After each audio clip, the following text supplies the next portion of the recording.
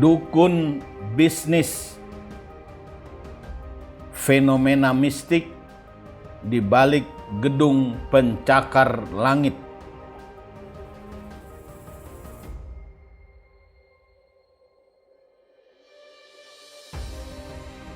Assalamualaikum warahmatullahi wabarakatuh. Salam bahagia untuk sobat-sobatku semua. Semoga Anda tetap sehat, tetap ceria, dan selalu bersemangat dalam menjalani kehidupan ini.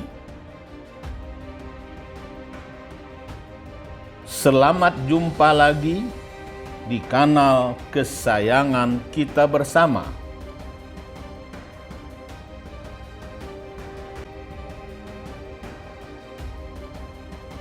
Cipta Usaha Kreatif. Semoga kita bisa berbagi ilmu, pengalaman, problem solving, dan solusi usaha, serta tips sukses melalui channel kebanggaan kita bersama.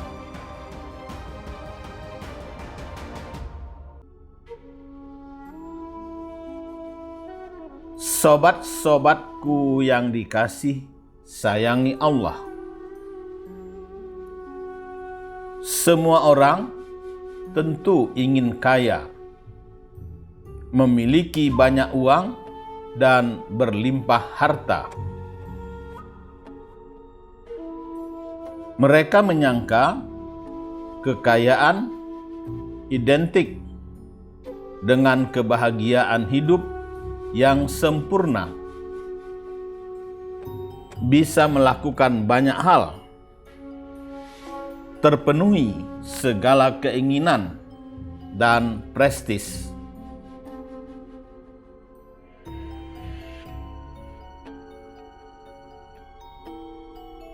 Tetapi untuk menjadi cepat kaya dan sukses dari bisnis yang dijalankan tidaklah semudah yang kita bayangkan. Meskipun kita sudah berusaha secara lahiriah semaksimal mungkin.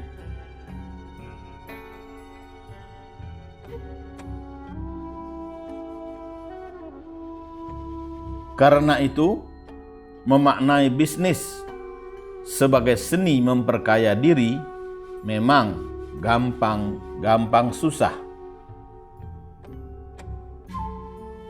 Sobat-sobatku yang dikasih sayangi Allah,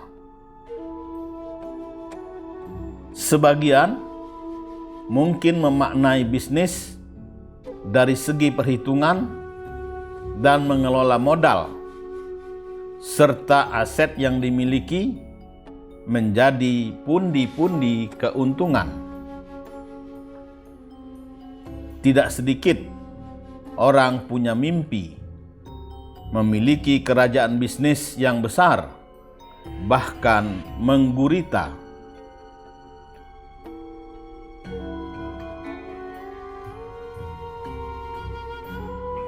Berangkat dari mimpi itu, semakin banyak pengusaha yang menyandarkan aktivitas bisnisnya pada aspek spiritual.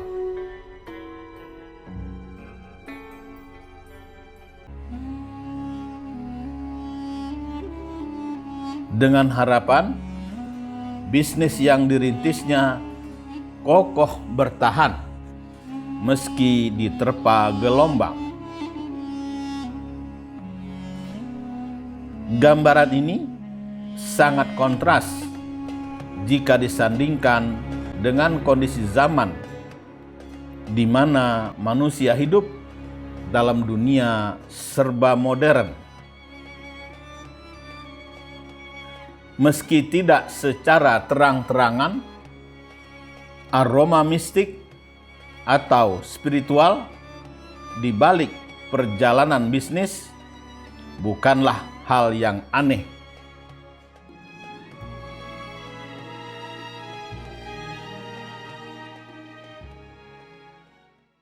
Sobat-sobatku yang dikasih sayangi Allah. Melalui paparan ini, kami ingin mengungkapkan tentang bisnis dukun, fenomena mistik di balik gedung pencakar langit.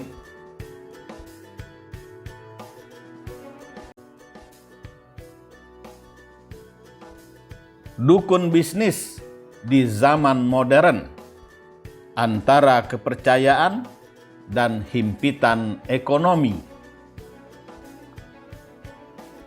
Menurut KGPH Eko Gunartoputro, MDA, masih banyak pengusaha yang percaya dengan daya atau kekuatan spiritual untuk membesarkan sekaligus menjaga bisnis dari pelbagai gangguan.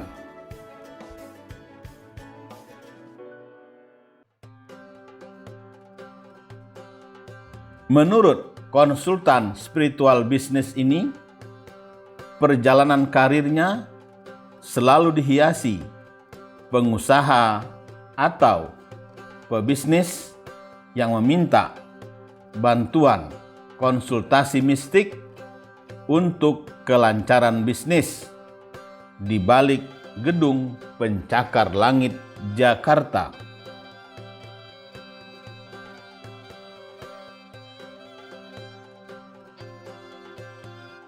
Sobat-sobatku yang dikasih sayangi Allah. Kanjeng Eko memaparkan, mistik adalah hal gaib yang tidak terjangkau dengan akal manusia yang biasa. Manusia yang telah diberi anugerah berupa akal budi memang kerap penasaran dengan hal-hal yang tak terjangkau oleh logika.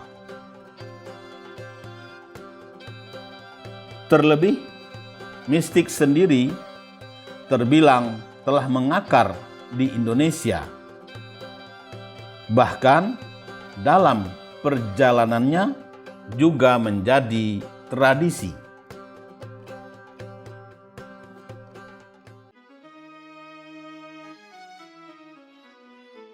Dikatakannya, hampir di setiap daerah di Indonesia memiliki hal mistik yang berbeda-beda, sekalipun hanya berbeda istilah atau sebutan.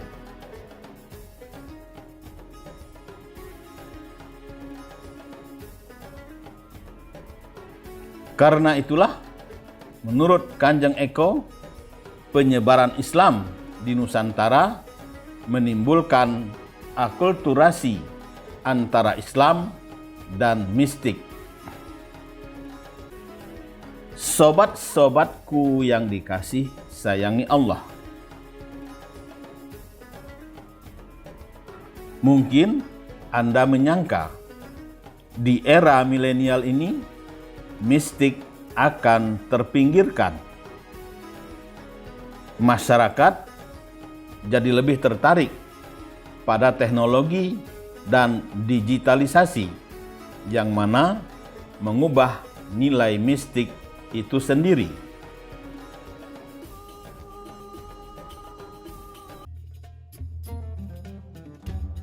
Namun realitanya, modernisasi tidak membuat dunia terpisah dari spiritual.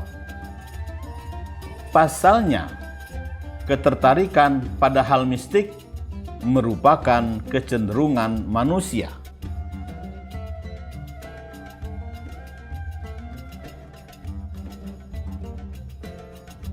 Bahkan, kata Kanjeng Eko, dalam dunia bisnis, mistik yang dulu ditakuti, kini malah dikejar.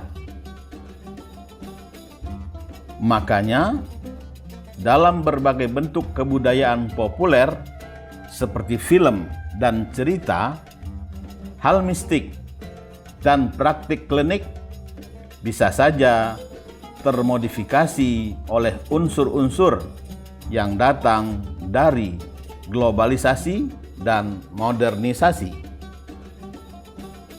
Kanjeng Eko menyebutkan contohnya jual beli jin atau jenglot di forum internet.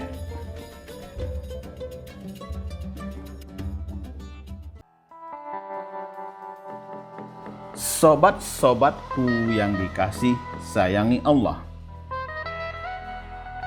sekalipun parlemen atau DPR RI telah melarang ilmu hitam, namun tidak bisa lenyap begitu saja, karena hal tersebut bagian penting dari budaya Indonesia.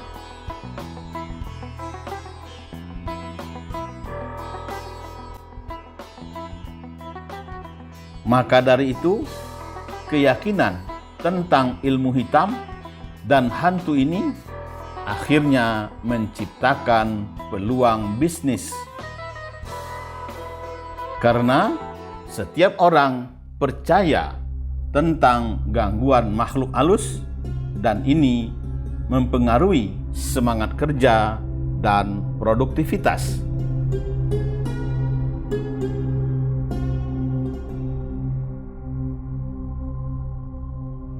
Karuan saja bisnis orang-orang yang mengaku bisa menangkal kejahatan ilmu hitam di tempat kerja ini akhirnya tumbuh dan berkembang.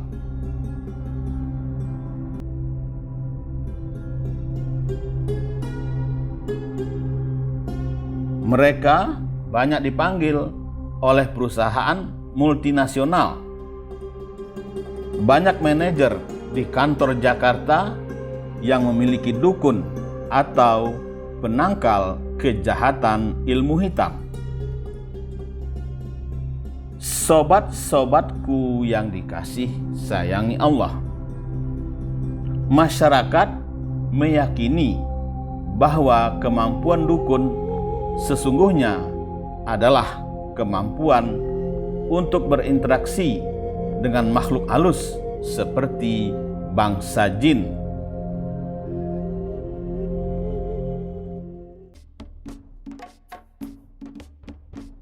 Dukun juga memperoleh informasi mengenai masa depan yang berkaitan dengan masalah klien, seperti perkembangan bisnis dan juga solusi untuk sukses di masa depan.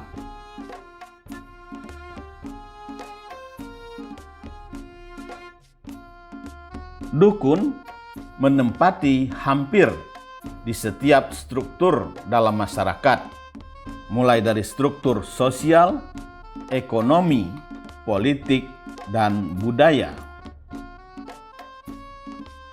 Dukun bukan hanya sebagai suatu profesi yang melekat pada seseorang yang dianggap memiliki kemampuan magis, tetapi lebih sebagai tokoh yang mempengaruhi masyarakat.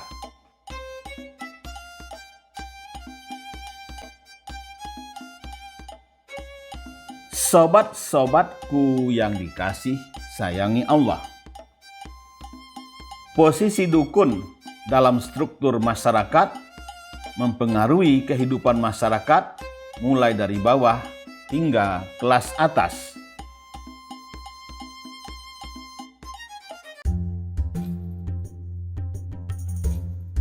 Masyarakat dalam budayanya membutuhkan jasa dukun untuk mempermudah dan mencapai tujuan.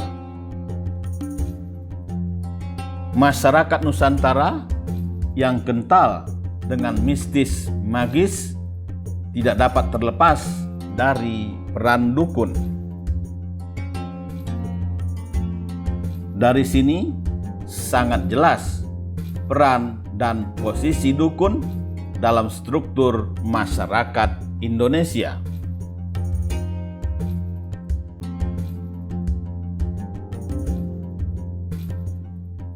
Viral ilmu perdukunan dan penglaris dagangan di media sosial menjadi indikasi sektor usaha mikro, kecil, menengah, dan bisnis sedang dilanda kesulitan besar di masa pandemi lalu.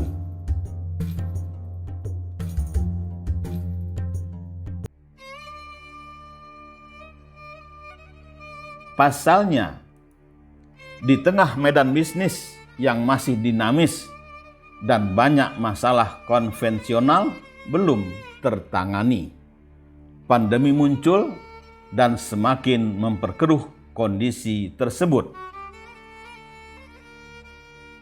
Sobat-sobatku yang dikasih sayangi Allah, satu di antara dukun itu, Mbah Jamal Al-Hikmah, mengatakan telah bekerja 17 tahun untuk mengusir hantu dan menangkal ilmu hitam di kantor-kantor di Jakarta. Tidak hanya itu, dia juga kerap dipanggil untuk mengusir hantu di pabrik-pabrik, dan kegiatannya terus berkembang hingga saat ini.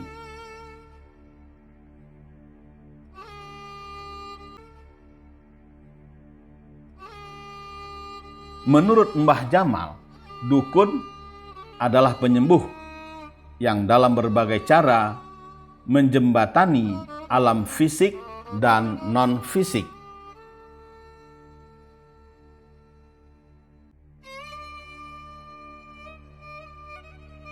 Selain bisa menyembuhkan seseorang secara fisik, mental, atau spiritual, dukun juga bisa menyembuhkan bisnis yang sakit.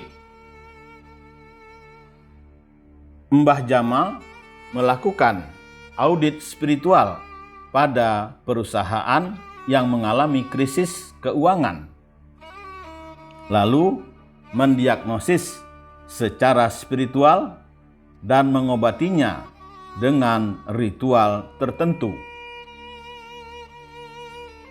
Dilanjutkan dengan membimbing para komisaris, direksi, manajer, staf, dan seluruh karyawan agar mereka kembali harmoni antara jiwa mereka dengan bisnis yang dikembangkan.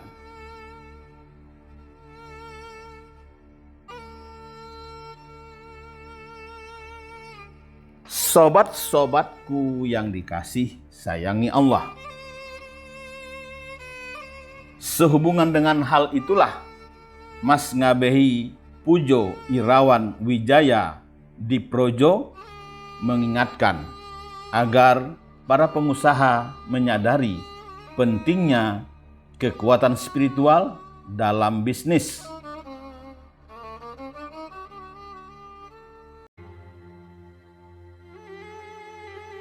Dikatakannya, selain mengandalkan strategi bisnis dan usaha lahiriah secara maksimal, kita juga memerlukan usaha batin yang ampuh dan ajaib berupa wirid dan amalan ajaib agar bisnis lancar. Insya Allah dagangan laris dan cepat laku, serta menghasilkan untung besar yang berkah.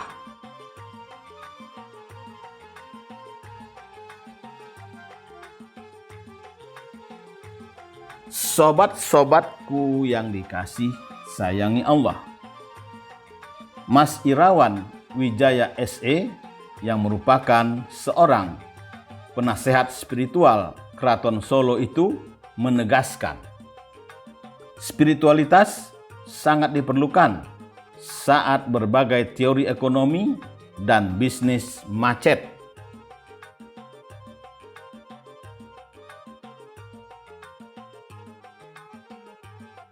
ketika teknik visualisasi pun gagal total.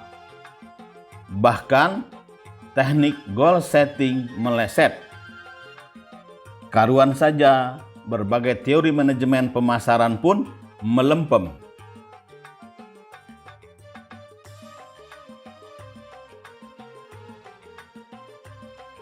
Padahal seluruh cadangan energi sudah dikerahkan.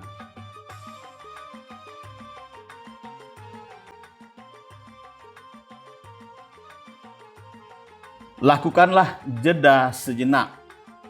Stop semuanya. Saatnya Anda duduk membaca wirid Al-Hasr.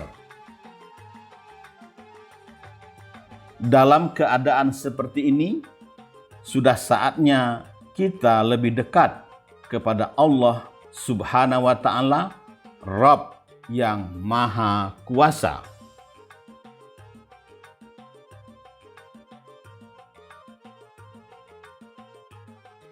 Sobat-sobatku yang dikasih sayangi Allah, mari kita jadikan kesulitan bisnis sebagai momentum untuk bertaqarrub ilallah.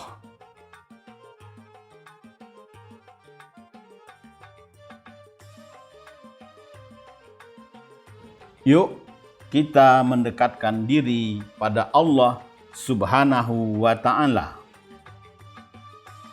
Mari kita melakukan perjalanan spiritual pada sepertiga malam agar dapat bermesra dengan Rabb yang amat dekat. Bukankah Allah Ta'ala berfirman bahwa Dia amat dekat dengan hambanya?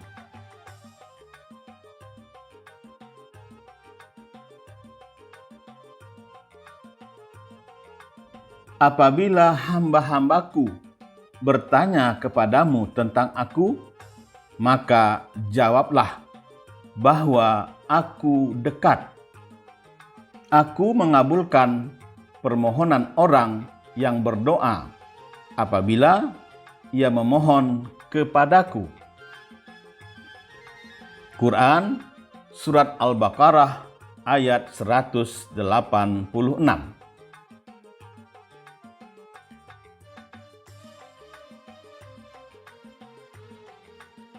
Sobat-sobatku yang dikasih sayangi Allah.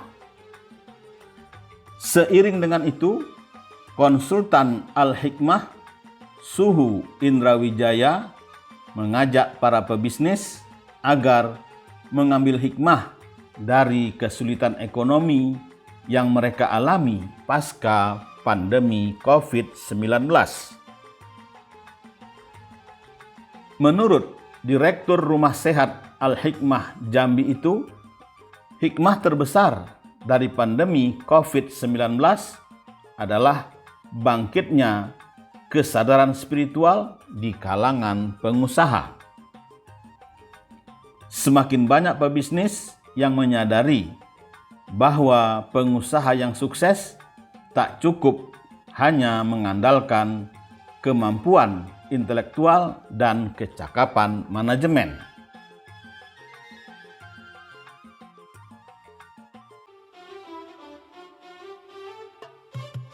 Namun, aspek kecerdasan spiritual dalam berwirausaha juga memegang peranan penting untuk membangun sebuah usaha.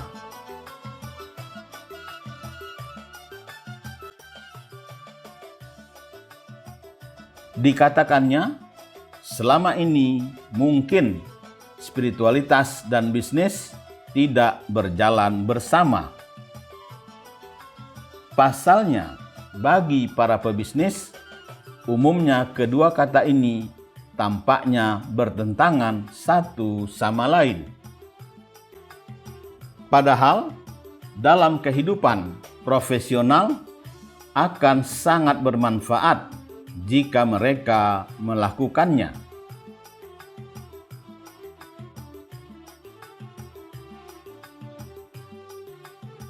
Sobat-sobatku yang dikasih sayangi Allah, Suhu Indra menjelaskan, spiritualitas mengundang kita untuk mengakses potensi tertinggi kita.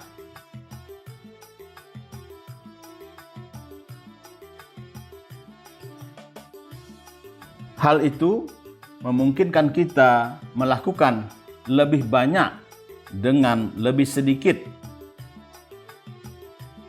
untuk menarik melalui magnetisasi dan untuk menciptakan nasib kita dengan energi positif,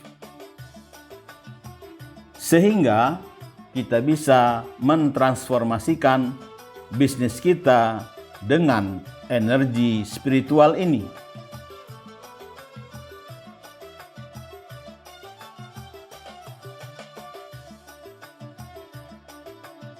Nilai-nilai spiritual dapat membantu kita terhubung kembali ke dimensi ilahiyah dari pengalaman manusia.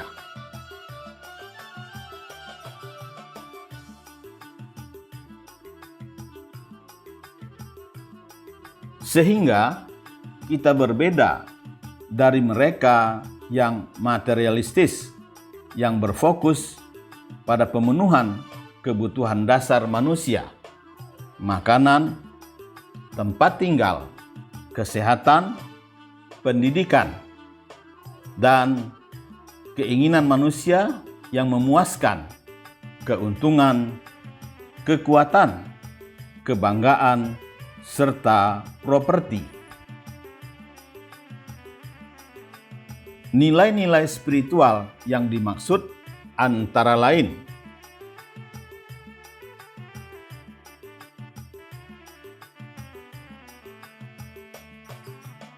pertama, cinta.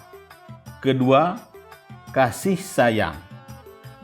Ketiga, kepedulian sosial. Keempat, tidak mementingkan diri sendiri.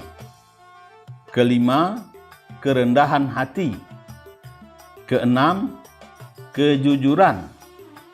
Ketujuh, integritas.